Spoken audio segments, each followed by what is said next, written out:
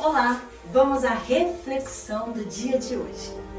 Às vezes é necessário excluir pessoas, apagar lembranças, jogar fora o que nos faz mal, se libertar de coisas que nos prendem. Espere sempre o melhor, prepare-se para o pior e aceite o que vier. Ouse, arrisque, não desista jamais e saiba valorizar quem te ama. Esse sim merece o seu respeito.